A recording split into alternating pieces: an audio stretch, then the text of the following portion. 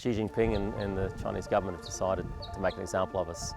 It's affected so many people here in Australia already.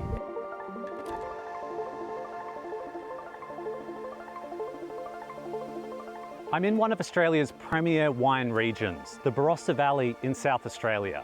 This area is world famous for its red wine varieties, especially the Barossa Shiraz. But unfortunately, I'm not here to try wine.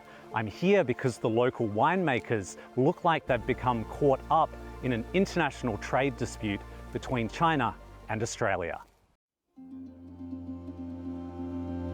Since late November, Australian wineries have been reeling from news that China would be imposing tariffs of more than 215% on their industry. The market from Australia's perspective is worth $1.2 billion, and South Australia's component of that is 800 million Australian dollars. So the tariff from China means that effectively the China market is closed to the Australian wine industry. Sam owns this winery in the Barossa Valley. He used to make about a third of his revenue from exports to China, but the tariffs are not his only challenge.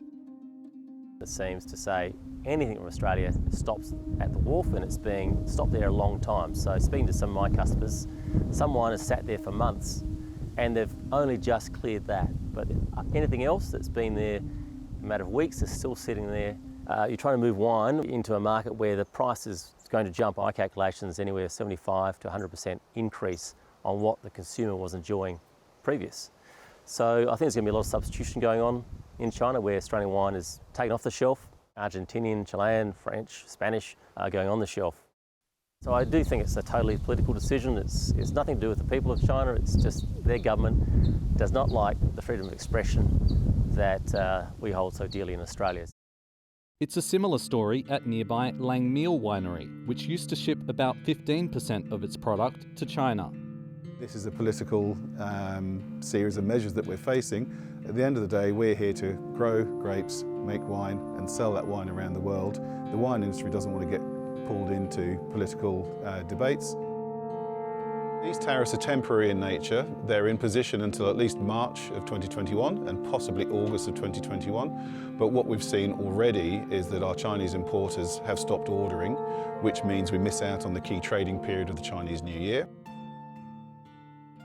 So the vine behind me is believed to be the world's oldest surviving Shiraz vine. It's more than 170 years old and it's still producing grapes.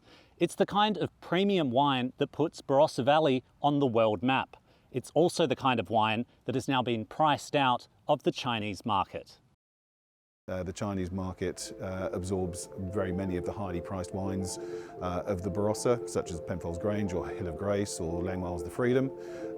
These wines are not purchased in such large quantities by the other markets. Our number 2 export market for Barossa is New Zealand, the UK and the US, Canada. The size of exports to China simply means that it will not be able to go to one market. It will have to be spread across multiple markets. China says it imposed the tariffs in response to allegations Australian producers were dumping cheap wine into its market. Australia disputes this. So I think the hope for the South Australian wine industry is that we have a great vintage in 2021, that we do currently enjoy good relationships with over 100 countries that we export wine to.